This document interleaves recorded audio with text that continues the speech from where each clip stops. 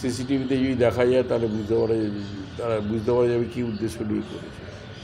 এটা যদি বিরোধী দলের কেউ করে থাকে তাহলে একরকম, আর যদি অন্য কেউ করে থাকে তাহলে আরেক রকম।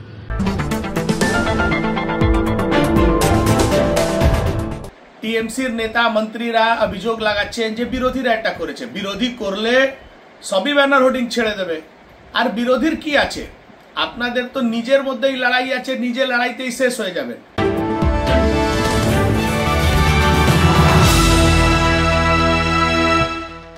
21শে জুলাই ধর্মতলার মহাসভা ঘিরে উত্তেজনা তুঙ্গে, আর তার আগেই শিবপুর হোর্ডিং কাণ্ডে জোরদার বিতর্ক।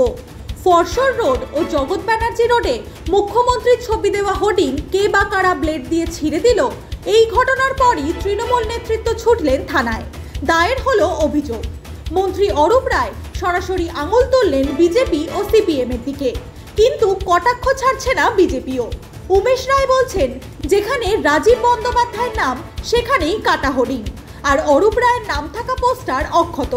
তবে কি তৃণমূলেই ভাঙন? না, গোষ্ঠীদ্বন্দ্ব বলে কিছু নেই, এটা একটা চক্রান্ত হচ্ছে। এখন আমরা দেখেছিলাম 2021 সালে সিপিএম বিজেপি এক হয়ে গিয়েছিল, সিপিএমের টোটাল ভোটটা বিজেপির দিকে টার্ন করেছিল, এবং যার ফলে বিজেপি অনেক বেশি ভোট পেয়েছিল। সিপিএমের যে ভোটটা পায় আমাদের আমাদের হাওড়া শহরে বিভিন্ন কেন্দ্রে, সেই ভোটটা পায়নি, তার অনেক কম ভোট পেয়েছে, এবং তাই সেই ভোটটা যে বিজেপির দিকে চলে গেছে এটা পরিষ্কার বুঝতে পারা গেছে, এবং এখনও এক হয়েছে। এবং ওরা পরিকল্পনা করে চক্রান্ত করে একটা কিছু করতে চাইছে, মানে এই 26-এর আগে যাতে বাংলা ভোট মানে হিন্দু ভোটটা মানে পোলারাইজ করতে পারে ওদের দিকে, হিন্দু ভোটটা যাতে ওদের দিকে চলে যায়, সেই দিকে একটা পরিকল্পনা করছে, ওরা একটা চক্রান্ত করছে।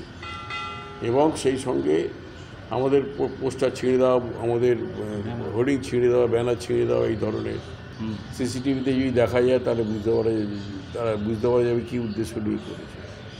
এটা যদি বিরোধী দলের কেউ করে থাকে তাহলে একরকম, আর যদি অন্য কেউ করে থাকে তাহলে আরেক রকম। টিএমসির গোষ্ঠী কোন্দাল চরমে আছে।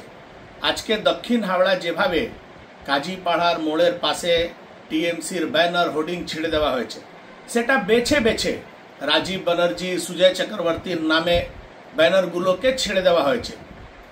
টিএমসির নেতা মন্ত্রীরা অভিযোগ লাগাচ্ছেন যে বিরোধীরা এটা করেছে, বিরোধী করলে সবই ব্যানার হোর্ডিং ছেড়ে দেবে।